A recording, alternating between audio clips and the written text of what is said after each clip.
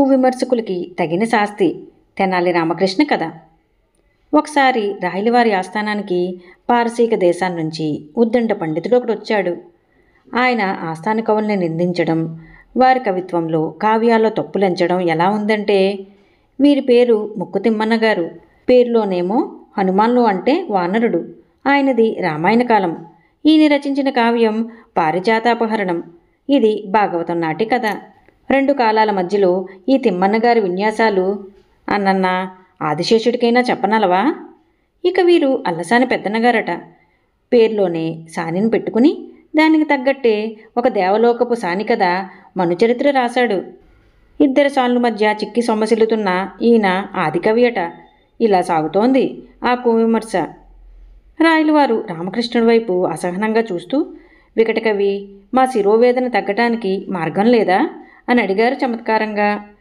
రామకృష్ణుడు నెమ్మదిగా లేచి, ప్రభు, తెలిసిన వాడికి చెప్పవచ్చు, తెలియని వాడికి చెప్పవచ్చు, తెలిసి తెలియని వాడికి నచ్చ చెప్పవచ్చు, కానీ నాలుగో రకం వాడికి ఏం చెప్పగలం? సాష్టాంగ దండ ప్రమాణం చేయడం తప్ప అన్నాడు. ఆ పండితుడు ఆశ్చర్యంగా చూస్తూ, నాలుగో రకం వాడా అంటే అని అడిగాడు. అప్పుడు రామకృష్ణుడు, తప్పుగానక సర్వముప్పుగా గైకొని శ్లాఘింతురెంతయు సరసజనులు, తప్పును తప్పుగా ఒప్పునొప్పుగా గాంచి ప్రకటింతురెంతయు ప్రాజ్ఞజనులు, తప్పులే గైకొని యొప్పుల దిగదొక్కి దూషింతురెంతయు దుష్టజనులు, యొప్పులెల్లను బల్మి తప్పులుగా చూసి కలహింతురెంతయు కలుషజనులు. వెనుక మువ్వంకనొక యుక్తి విధము గలదు, నాలుగవ పక్షమనున్న నరులకరయ, హేతువెద్దియుగాన మీ ఘాతకులకు కేలు మోక్షదమొప్పుడీ కీడు తొలగా. ప్రభు, ఉత్తములైన విమర్శకులకు తప్పులు కనబడక అన్నీ ఒప్పులుగా తోస్తాయి. మధ్యములకు ఒప్పులు ఒప్పులుగా, తప్పులు తప్పులుగా కనబడతాయి. అధములకు గ్రంథములోని తప్పులే కానీ ఒప్పులు కనబడవు. ఈ ముగ్గురికి చెప్పి ఒప్పించగలం.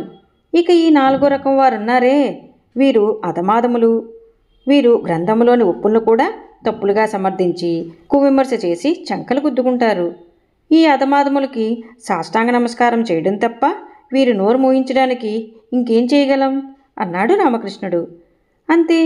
సభంతా నవ్వులు మారుమోగిపోతూ ఉంటే ఆ కువిమర్శకుడు చేతులు జోడించి నమస్కరించి సభ నుంచి జారుకున్నాడు.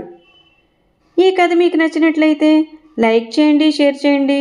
మరిన్ని మంచి కథల కోసం మా సంపత్ ఛానల్ని సబ్స్క్రైబ్ చేసుకోండి.